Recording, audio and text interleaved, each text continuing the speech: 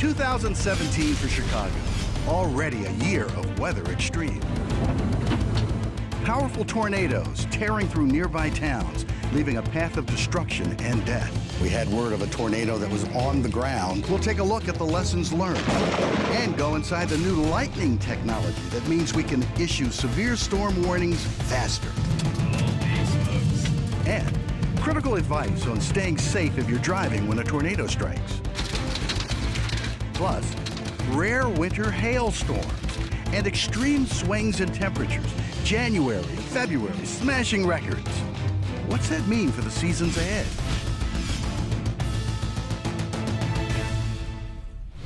Welcome to CBS 2 Weather Watch, The Extremes. I'm meteorologist Steve Baskerville. We're coming to you from beautiful Pilkington Park, where you really get the sense we're right in the heart of Chinatown. The skyline just to our north, and we're standing right at the edge of the Chicago River. And as you know, Chicago weather can change on a dime, so you need to be ready. There are simple, inexpensive steps you can take to prepare your family and others. Over the next 30 minutes, we'll tell you about some cool technology, including our state-of-the-art mobile weather lab, as well as simple weather radios that you can get at a discounted price at your Meijer or Walgreens stores. All of it potentially life-saving.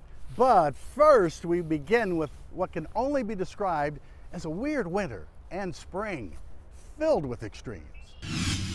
On February 28th, 7 tornadoes swept through northern Illinois, but the biggest wound up here in Naplate, an EF3 with 155-mile-per-hour winds, enough to damage and destroy homes and businesses as well. At the epicenter of it all, the Pilkington Glass factory, more than 800,000 square feet, heavily damaged, and lots of glass, as you can imagine, flying around. Thank goodness no one was injured. Not even a single cut or a scratch, despite dozens of people on the premises at the time the tornado hit. So you see the tornado? I seen the tornado coming, yes. Yeah. And it was a very large wedge. And I could see the debris flying. It was like a jet crashing into the building. So you could hear what was happening? Oh, we could hear it, we could feel it. The pressure, your ears popped. We're actually holding the door shut because it kept trying to rip the door open. You think that saved lives? Absolutely. That is planning and drilling. Chris Miller is the plant manager. And there were designated areas for people to go in case of a tornado. The key for our evacuation shelters is to know if everybody's there. So that was part of the drilling. Businesses don't just have to worry about employees, but visitors like truck drivers as well. They very much didn't want to leave their truck, but they were literally had to be coaxed into our evacuation shelter. And that truck was overturned. And it was out in front of our facility. If they were in it, they would have been significantly injured. This is the evacuation point. This is the area that all the personnel went down and into that doorway. And then inside there is just the cement tunnel. So you were orderly getting folks in and down? Yes, yeah. We ordered them in after the announcement was made of us actually being under a tornado warning. And that was about 7 minutes before it actually hit. Having a plan Having a plan definitely paid off. Yep. And so, yeah, I recommend everybody have a plan. Have a plan at home, have a plan at work, and the follow-up plan. How do we meet after the fact? How do we communicate with our loved ones? This is what we do. This is our job. Connie Brooks is in charge of the LaSalle County Emergency Management Agency. She echoes the lessons learned at Pilkington. Once you receive that notification, take action. If the instruction in the notification is to take shelter or evacuate, then do so. One tip she has involves communicating after a disaster, when cell phone towers may be down. Text messages will get through when phone calls may not. Back at Pilkington, as the rebuilding of the plant progresses, there's a definite theme to hammer home. Well, what should we be thinking about for those we work with? The importance of thinking about what to do. The preparation here took many years. Take these drills and things like this seriously, because it's not a joke. I'm at a complete loss. I mean, my whole life is gone. Her property was lost, but her family was protected because when an EF3 tornado came to town, Ashley Miller did everything right. Can you show us where you hid? She took us under the basement stairs. Me and my 2 boys and my dog We're stuffed under here, and all I could do was protect my kids. Her house condemned. Ashley's family is living with her in-laws, and she's picking up the pieces. In a small town like this, I've lived here 33 years.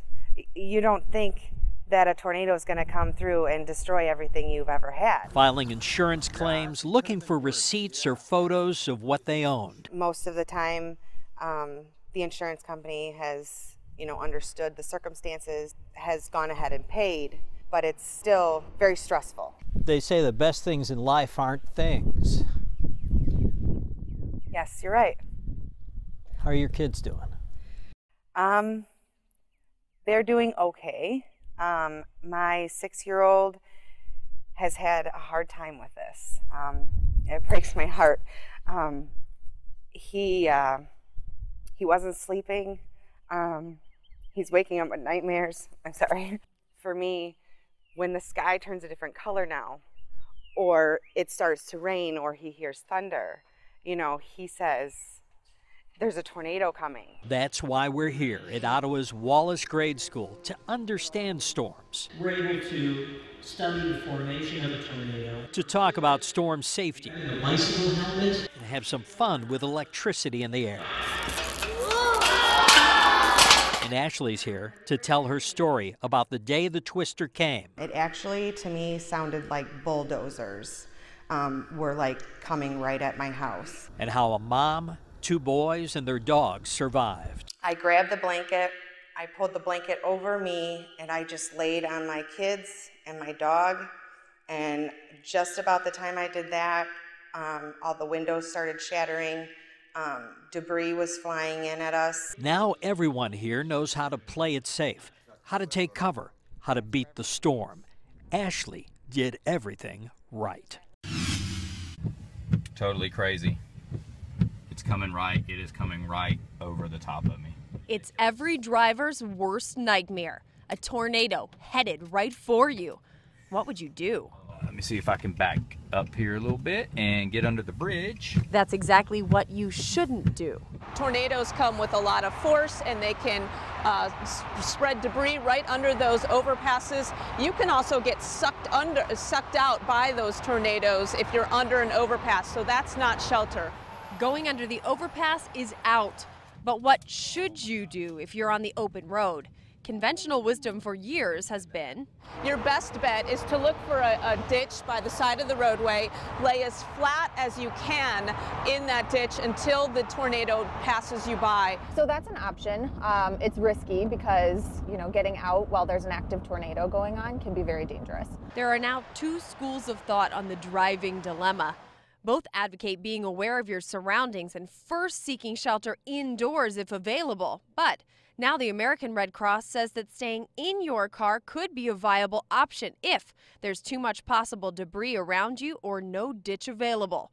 This new recommendation puts drivers like Edith Garcia a bit more at ease. Finding a ditch, too, and just getting out of the car in the first place, it would be a little bit scary to me.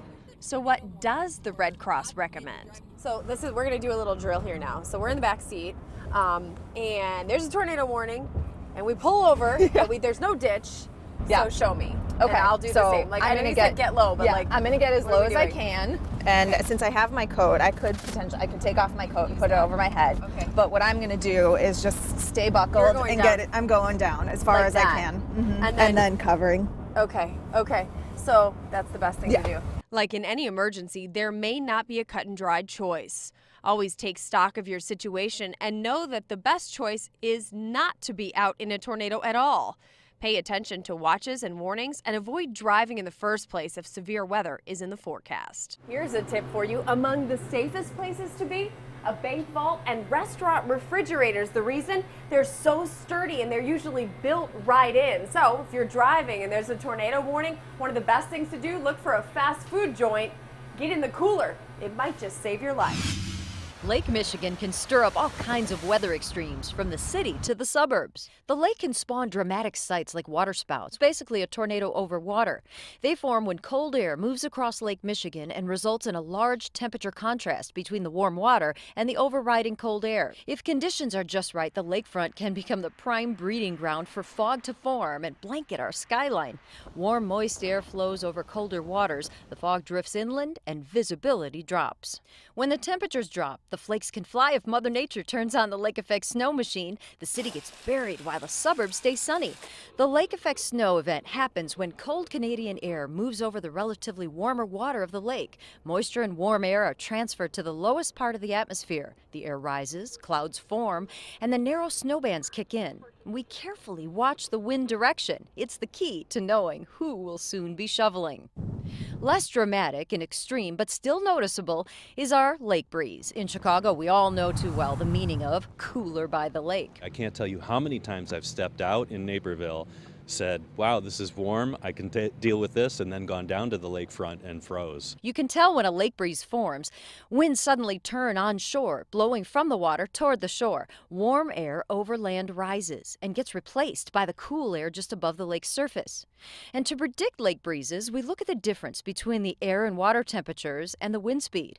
Lake breezes are more likely if the temperature difference between land and water is large and the winds are light. In spring, the water temperature is usually in the lower 40s, so even the smallest lake breeze can create quite a chill here at the lakefront. For example, it could be 45 degrees.